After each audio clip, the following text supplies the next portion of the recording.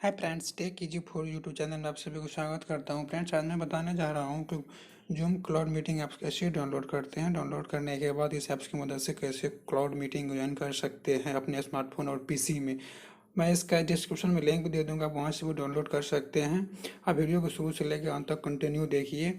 चलिए मैं इसी के साथ स्टार्ट